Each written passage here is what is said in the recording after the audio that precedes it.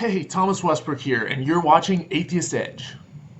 If God was proven to be real, the God of the Old Testament, like right now, like all science says, oh, God, we were wrong. If that were to happen right now, how would it change your life and what would you do differently? If it was legitimately proven, like no doubt No whatsoever, doubt. Everyone believes it now. Like God came out of the sky. I would have some apologizing to do to God, and I would apologize. I would become a Christian again. But as of my whole life, like I'm married to the woman that I love, it would not change that at all. I would just suffer whatever consequences he had. For me, I would have to rewrite a lot of jokes for my comedy tour, but other than that, it wouldn't change very much. If you had to pick an animal, non-human animal that you have to be for the rest of your life, what would it be? My dog. Oh, that is My pit bull, because he is one okay. spoiled puppy. You would have to pick list number 3 because the next question is going to be your same-sex crush. But since you're a lesbian, I'm going to switch it. I'm going to ask your opposite-sex crush, Oh God, do they have to be living? living or dead. Patrick Swayze. Ooh, before he got fat. I don't care how fat he got. He was gorgeous. I first saw him in Red Dawn. I think was the first movie that I ever saw him in, and You can't beat him in House. Roadhouse. No, Roadhouse was awesome too. Next of Kin is actually my favorite Patrick Swayze movie, but that's the redneck in me. Why did they have to do Red Dawn? They didn't have to redo that. That was It was a terrible. disservice to the original. Anyway, So okay. terrible. Last book you ever read. Last book that you have read. The last book I read, Mhm. I just read a book that I reviewed today on my channel called One Foot in the Grave by Chad Daybell. He's one of the murderers in that Idaho case I was telling you about. I actually read that as part of a review series from my channel. Last question. Something that you have memorized that you can share with us Oh, that maybe God. we don't have memorized. Oh, go ahead. Lyrics to Friends in Low Places by Garth Brooks. Say it. Recite it for us.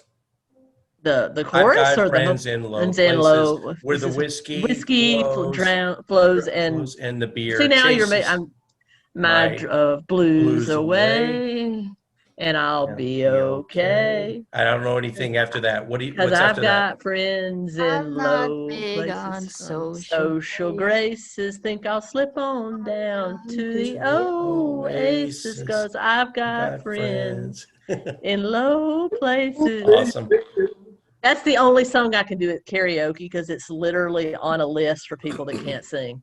Oh, So I really? always that They and the Grinch song from uh the Grinch. So what is at that Christmas one? I'll sing that. You're a mean one, Mr. Mr. Grinch. Grinch. You really are a heel. So these are those songs that are on a list for people that can't sing. Brian wants to jump in. You know who sang that? Oh Leonard no. Nimoy. No, best name ever. Oh, Bella Lugosi. Thurl Ravenscroft. Oh yeah, yeah. Ooh, And that's who voiced speaking parts was Boris Karloff. Oh, I knew it holy was somebody shit. from the monsters from the Universal monsters. I couldn't think though. Wow. Brian, do you have anything memorized? Not at the moment, no, because once we started all singing Garth Brooks, I just brought out my Paul. Oh, damn! I just polished off my rum, but I still have a little bit of scotch over there. Okay, Brian, you're next. Pick 1 or 2. Dos, please. Dos, por favor. Entonces, empezamos. How much would you charge to wash every window in downtown Seattle? $1 million. No, actually think it through because we don't care about the number. We care about your thought process. So talk out loud. Think it through. My thought process, obviously, just trying to make stupid Austin Powers references. Because I mean, seriously, like, look at my place. Seriously, it's like 1960s. Like, I'm groovy, baby. But oh God, I don't know. I mean, at this point, you're talking to a guy who's in financial dire straits that just came out of a COVID divorce. So, yeah, $1 million probably. But I would find a way to not wash the windows, but make them think they were washed. Interesting. I did the research, and an actual legitimate number would be something on the order of $50 million. Oh, yeah. But yeah, and it would take more time than you have left in your life. But yeah, okay. True. On that, it's kind of hard to put a value on such a large number of things. And this is vaguely related, but not really, to non sequitur, I guess. I always wondered about the expression that you don't give a hill of beans. I was like, how it's a hill of beans? That's a lot of beans. So you're trying to say you don't care this much, but you care a hill of beans. And it actually came from like, I don't give a bean or something. And then somebody with hyperbole, it was a hill of beans. But there's actually people who have calculated how much a hill of beans, the value of it is, and it would be, it would detract from what you're trying to say, because if you don't give a shit, you definitely want a hill of beans, because that is more than a shit. That's something valuable. Yeah, that's good. What really gets it's not meant that way. It's meant in a hyperbole way, and I'm totally exaggerating that I don't even give a bean about what. Do you speak any Vietnamese at all, Lilandra? A little. Okay. I understand it better. It's more kitchen Vietnamese, like whatever my mother would tell me. Right. Okay. So I'm fluent in Spanish as well, and the idiom that most closely resembles that is "Eso es como cagadas de hormigas," which means I don't. That is like ant shit. So that's more accurate. That is like that is like a hill of ant shit to me. So why would I care about ant shit? Yeah. Yeah, exactly. So it's more accurate. Moving on. Where are we? We are on. Oh, we're on Brian. Question number 2. All the questions already. Yeah. Brian's question number 2. Here we go. Give me a percentage. All right. So you're going to give me a percentage. How sure are you that souls do not exist? Oh, how sure am I? That do not exist. Just opened a can of worms, laddie. The most overrated fucking concept ever. Because you think back 10 years into your own life, or when you were a kid, you were goddamn sure that it was pronounced Busketty. But guess what? No, you found out later it's spaghetti, and you thought you were a moron. So surety is horse shit, because what you are sure of today might be horse shit tomorrow. So I am 0%. Yet 100%. Ooh, interesting. I like that. That only an artist could come up with an answer like that. Okay, third question. What is the last gift that you have given to someone? The gift of me not kicking them square in the nuts. No, actually, no. That is not true. One of the greatest writers, storytellers of our time, Harlan Ellison, the man who taught me how to kick somebody in the nuts when they deserve it, and how to not undervalue myself. I don't take a piss without getting paid, quote Harlan. I turned on a friend to this author recently, and it was her birthday, and his books are largely banned, like he's on the banned books list, which makes him extra cool. I managed to hunt down a copy of one of his best books and gave that as a birthday present. And it's saying a lot, because I am not a gift giver. I am a narcissist. I'm self-centered. I'm a dick. I don't give anybody shit. I just give them shit, but I was so impressed that she was struck by my passion about his writing. And I turned her on to a documentary. I sat her down and showed it to her. And she was like, "Oh my God, that guy's awesome! I got to have these books." So yeah, I got somebody a Harlan Ellison book. Awesome. Fourth question: how many times have you converted to another religion or deconverted away from another religion in your lifetime? How would you really define convert, though? Well, when you're born, we just make that the null hypothesis. When you're born, from the time you're born to the time that the light bulb comes on and you're aware of being able to make a decision, we will call that atheism. Okay. So we'll say by convert you mean just accepting and saying, oh, I believe in that, or I accept that, or I stop believing in that, and I go into nothing or to another one. Okay, so with all that established now, definitions in place, what was the question again? How many times have you converted or deconverted in your lifetime? That's funny you asking me that, because you've been I already know the answer. dozens. There's been dozens. In my search for truth, And that, my ladies and gentlemen, is the third Christopher Walken channeling. Yeah, I remember a time in our life that you were fully 100% committed to Zen Buddhism, for instance. right. And then Tibet. And there was a time when you actually told me once, I had a cut on my arm from training, and you said, next time you get in the shower, do this. I don't know if you guys can see this. You can do this over your cut, and you can spread out your aura, and you can make it heal faster. Right. Yes. That sucks. See, again with the surety thing. Yeah, true. Last question. You cannot listen to any more music albums ever in your life except one. What's it going to be? Oh. That would be Gary Newman Savage. I knew it was going to be Gary Newman. I just had a feeling. But I don't know, ELO. I'm a dark motherfucker. ELO, really? I love ELO. Like, Really? Like Mr. Blue Sky? like that, yeah. Like That's a great song. all their fucking hits. That was the last concert I saw pre-COVID. I flew to New York and saw fucking Electric Light Orchestra live. They hadn't toured in like 40 years. And That's so surprising to hear you say that, because when I think Brian Vox, I think Gary Newman, Flock of Seagulls, anything new wavy, Devo. I don't think ELO.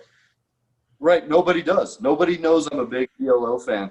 I mean, honestly, these days I listen to mostly German industrial, It's like my favorite is Unholy. But Newman, I have not gone a day since 1979 without listening to that guy, and every album is better than the last. Well, minus a little period in the early 90s, but his last album is fucking epic. Oh, you're still mute. I'm muted. There you Okay, go. Go ahead. Okay, have you ever ridden a unicycle? No, I am so physically uncoordinated. Do you I'm think, lucky to have learned like, to if I ride a gave you bicycle. a unicycle right now, how long would it take you to master it enough to where you could go down a sidewalk? Probably never. I am really bad at sports. I'm the short kid who was picked next to last, next to the fat kid in sports. I am really, really bad at sports and uncoordinated. Of the 6 Rocky movies, rate them in order, descending order from the best one to the worst one. The best to the Best Rocky movie to the well, worst. the first one has to be the best. I agree. Because they just kept, getting repetitive, and I stopped watching after Apollo Creed, the one with Apollo Creed. Wait, Creed. Has there been 7 then? Okay, there's Rocky 1, 2, 3, 4. Then there was Unless you count Creed. there was Rocky 1, 2, The 2 3, new 4. movies. Yeah, but that's right. I think there's been 7. There's Rocky 1, 2, 3, 4. Then there's then there was 5. Rocky 5, and then there was Rocky Balboa, and then Creed. So that's 7. Creed so there 2. have been, There's Creed 2 as well. holy shit, there's 8. Okay, I'm gonna have to redo my whole list now. Okay, Lilandra, can you rate these? I would go in order. I think the first is the best, and then after, I don't remember. The next was a Russian opponent, right? That was 4. Oh, geez. And Creed was 2, right? No, That's Creed when he was beat Creed. 7 and 8. I mean, Really? 6 and 7. No, Apollo. 7 I think and this 8. is what Apollo Creed. Apollo Creed. He fought in 1 and 2. He beat him in 2. No, but it was called Rocky 2. There was one called Oh, Creed. I meant, and that I meant, was I'm remembering them by who his opponents were. So, the yeah, first one Apollo. was Apollo. The second one was Mm-hmm. Apollo, but he beat him this time. Third one was Clubber Lang, which is Mr. T. Fourth one was Dolph Lundgren, which was the Right. Russian. Fifth one, Ivan Drago. the fifth one, he was a trainer, and he trained the guy that has AIDS, the actual boxer. What's his name? Jeff. Jerk face. Was it? He's John Wayne's nephew. John Wayne's great nephew. He's but I got can't think of his HIV. name. I forget. He actually Yeah. was the up and comer at the Okay. time. And then that was 5. And then 6 and 7 are the Creed spinoffs, right? It's Mhm. Rocky Balboa. Rocky Balboa and then the Creed spinoffs. Wow. I think the last one I saw was the one with Dolph Lundgren, and I haven't That- seen the Rocky other Four. others. That's So, my favorite one, actually, Rocky Four. Brian's the kind of the film expert. Rate these for us. Rocky Balboa, Mm. and then the rest I put together is third. You know, Wow. they were cartoons. They were fucking cartoons, and they're entertaining and great. Because I mean, seriously, like, you know, I will put you down. You know, pity the fool. You know, like, that's awesome, of course. And like, I must break you. Like, that's awesome. Yeah. But I'm very patriotic, so Rocky Four, that theme just gets to me. Oh, right, yeah. right. I'm with Tracy on that one. The montages are the best ever. You know, absolutely. Like, those movies made the training montage, right? But as far as like fine filmmaking coming from the guy who loves Plan 9 from Outer Space, Rocky and Rocky Balboa are amazing. Everything else is kind of filler. I'm a dick that way, though, with franchises. Same thing with Aliens. It's like, Alien is great. Everything else, I don't care. At some point, how do you top it? You know, because Right. like more aliens, you know, now. And you don't, There's, you know, yeah. and we don't need all these remakes either. Aliens versus remaking Predator, stuff. You know? Yeah. Rocky 4 is a solid second place for me, just because And of the soundtrack, and I The just got soundtrack's the best. Oh, and Tracy, Robert Tepper. yeah, Tracy nailed that. But Rocky was the one where he's back to smoking. Is that Rocky 5? When he's back to smoking and he's training that, and he's down on his luck again, and he's training that kid to take on the champ. That was a good one too. But yeah. It's like with the reruns, sometimes they can be really good because you already set up the world, so you don't have to go through everybody's origins. But then, like Elvis movies, there are very few Elvis movies that I like. Maybe Blazing Star, you know, because there was a story. Blue there. Hawaii was the only one of those that I liked. Yeah, they were all he's the best at everything. You know, he gets the girl. You know, the same thing. Yeah, have you ever noticed Matt Damon movies? He only signs up for movies where it makes him look like he's got some cool special talent and he's better than everyone. If you go back and look at every Matt Damon movie, he's like a super spy, or he's really good at math. Everything Or is he's like an astronaut. or he's an astronaut that he first one to colonize Mars. Or, you know, Matt Damon is very scrupulous about how his self-image when you actually look at it. Okay. The percent chance that Jesus actually existed as a human being. As a human being. What would you rate it? As a human being with no magical powers. Correct. What's the chances that a guy named Yeshua was born in Bethlehem? Okay, so you're talking about with all the different story born. Yes, but minus all the supernatural bullshit. Okay, born to Mary and Joseph, so the same narrative, the same story. I don't think Yep. I don't think it's zero. Except that he was zero? born in Bethlehem to Mary and Joseph. I think those were story elements. But a person like But maybe he exists. a person like Jesus, maybe in that time. Okay, let's say take out all the narratives, just the fact that Jesus existed as a human being, and that's what got the whole thing started. Yeah, like Robin Hood. Like, who knows who the real Robin Hood is? Like, there could have been a real Robin Hood. I'm not even sure there was a real Robin of Loxley. fucking Yeah. Loxley, yeah. Or King Arthur. Same thing. Right. Loosely based on King Harold. Yeah, Loosely. that's what the way I Yeah. see it. Maybe there was some sort of Jesus faith healer person that caught everybody's attention, and so that's where these Jesus stories come from. Like Robin Hood or King Arthur, it's a legend. Like Jesse James became a legend in his own time. People were telling stories True. about him that didn't really happen.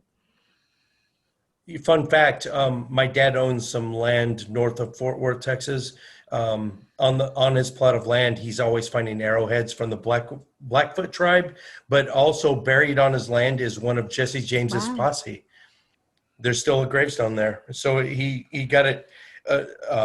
He's not paying property tax How cool because is of that? that, because it's designated a national landmark The or whatever. Libertarian dream. I'm just kidding.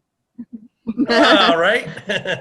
Lalandra, if you're stranded on a desert island, there is absolutely no hope of rescue. You're going to be there the rest of your life. One person, living or dead, that you would want to share the rest of your life with, and it can't be Oh, Aaron. well, see.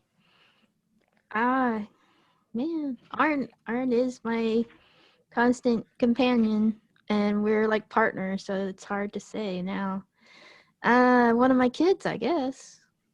And I can't pick one of them because they're gonna be like, Mom, why did you pick them? Like, and you don't have favorites really. So I guess one of my kids. Put them in a faulty transporter so that when they arrive on the other side, they're meshed together, and then boom, you got both of them. Oh right? my God, the horror story that would be. trapped on a island with like this amalgam of your kids. In the form of a check where I could send my child to whatever school I wanted them to go to, because not all public schools are created equal. And religious but, schools? If that was the best school in my area, sure. Why not? I mean, Indoctrination. well, you also have to realize that as like my wife is a theist. She's not a Christian, but she is a theist. And she was a cult survivor, as a matter of fact. That's another long story. But she still is a theist. And so we've already had the agreement that if we have a child, we will teach them about all religions, and they will be able to decide for themselves, But we're probably never going to have kids, so that's the thing. But if a religious school is the best one in the area, sure, I kind of pick my battles. It's like, if I find out that a public school is teaching creationism, that's a problem. I'm going to protest against that, do whatever I have to do to get that stopped. But if the local public library here in my little unincorporated town wants to put up a nativity scene at Christmas, that doesn't really bother me. So I kind of, pick my battles where that's regarded. And, Well, school choice to me is a big deal. I only worry about it if it's a public library, because they have a tendency, and I've taught in public schools, and I'm a former Christian, and my kids, when I was Christian, went to Christian schools. So I only have a problem with it if it belongs to the public, because it seems like they're always marking their territory everywhere. They've got to put a giant cross on the highway or something like that. Everything doesn't belong to you. I pay taxes too, as an atheist. Sure.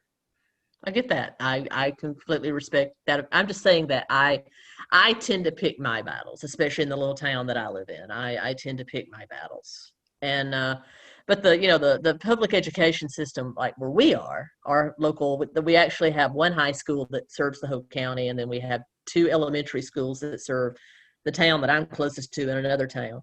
And they're actually very good schools. So would I have a problem sending my child here to the public school? No, not at all. But if I was in like Southside Chicago, if I had the choice to send my child to a public school there that was crime ridden and gang ridden and everything else, I might, if I had the option of taking my tax money and sending my child to a better school that happened to be a parochial school or something like that, I can see a parent wanting to make that decision. Would it, but for me, what I've seen from sending my kids to Christian schools in the Houston area, that most of them are creationist. I mean, I even taught at a Christian school once, and most of them are creationist and not very science friendly. So a lot of times when people say, well, kids should could go to a Christian school. Like I think Penn Jillette thinks that there shouldn't maybe be funding of schools, and that everybody should pay to go to school. And it's like, what if there's only a Christian school in your area? I mean, if you have the money to go there. I think we're going to see a revolution in education. And I taught at the college level years ago, but I taught at the college level. And I think we're going to see a kind of a revolution in education with COVID, because you're now seeing that some neighborhoods start to pool their money and go back to the one-room schoolhouse as opposed to like pods. They call them pods. So you're going to start seeing a whole lot more like community action as to how children are educated. Like charter schools are going to get bigger, which are public. They're publicly funded and they're secular, but they're, you know, they're an option or something else besides just your regular public education. You're going to see more of those. You're going to see a lot more distance learning take place. To me, if I'm going to fight religion on the education front, the homeschooling to me is the most dangerous part of of Christian schooling, because you literally do have children being raised in a literal pod when it comes to homeschooling. At least if they're going to a religious school, they are associated with other kids. Not every kid there is going to be of the same religion, so they are getting socialized. But where I think it's dangerous is homeschooling, where you literally have people that come out with no social skills, knowing nothing but their religion. There is a wonderful, wonderful documentary on YouTube that you might enjoy if you haven't already seen it. It's called Praying for Armageddon or Waiting for Armageddon. It's literally about I've seen it. People, it's good. Evangelicals that are wanting the end of the world and planning for the end of the world, and how they teach it's highly their children. disturbing. Yeah, it is. And I recommend that to anybody that wants to see the dangers of religious homeschool. That's the rationale for supporting Trump with some evangelicals, that to bring about the end times. They're always looking for the end times, for Armageddon. Well, they use Trump as their catalyst for bringing it on. That's why most evangelicals even support him. They think he's going to be the one to bring it on. Or they think it's either that he'll get rid of abortion, or some evangelicals think of him as causing enough chaos to bring a war. Well, hopefully they're pissed at him because of the whole Middle Eastern peace deal between Israel and UAE. I think even more importantly is the fact that he's about to appoint a third Supreme Court justice in his tenure that is going to turn this into a Handmaid's Tale. Yeah. And it's going to be back alley abortions. This person, that Ruth Bader Ginsburg, opened every door for her to go to college, to take out a loan on her own without her husband, all kinds of things. Ruth Bader Ginsburg opened the door for women to, and she's going to try to close it on women coming that are younger than her. It's not right. I don't want. Let me know if this can still go into the show. But you and your husband have actively.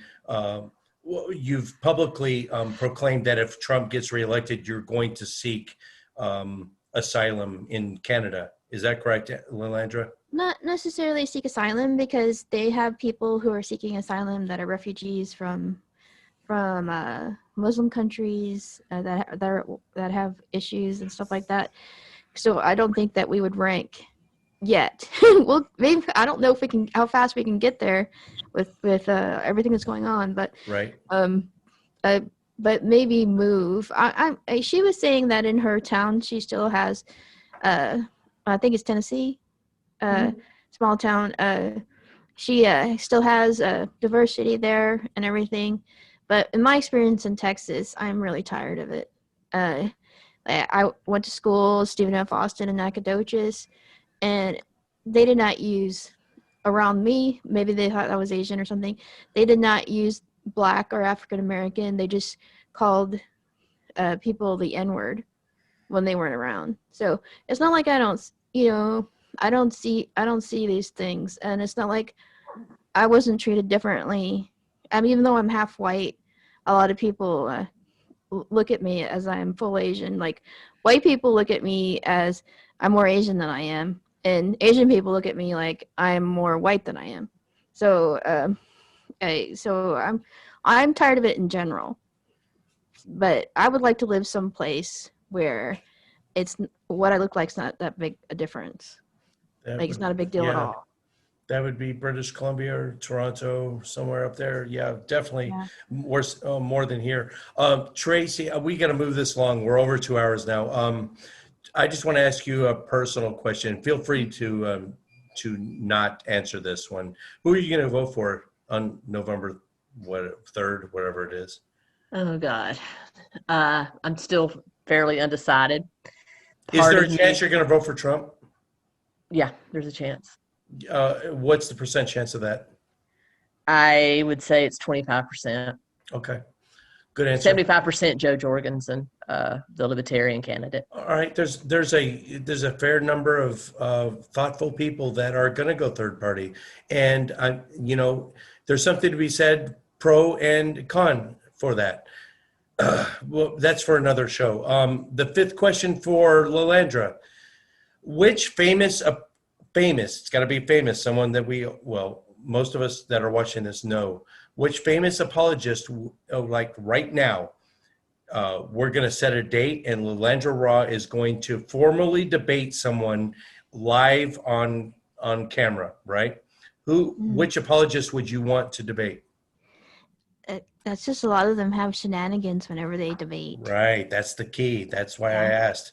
So I'm going to list some people that I think are intellectually honest enough for you to actually sit on the stage with them. Tim McGrew, definitely not Frank Turek. Maybe Gary Habermas. I've talked to Frank Turek before. I've spoken to him twice, and he's not intellectually honest. No. So his eyes go somewhere else whenever you score a point. Maybe exactly. And maybe Justin Brierley, someone, not so famous, that is kind of famous. And, who else? Definitely not Ken Ham. I would pay an obscene amount of money to see you debate Dinesh D'Souza. I just think you should bury him, and I would pay an obscene amount of money. She would bury him, but he's not intellectually honest. So who would it be, Lilandra? Well, once you start talking about professional apologists, most of them are not intellectually honest because they've heard these arguments a lot of times before. And they're still blocking them, and they're making money, so they have motivated reasoning to stay the way they already think.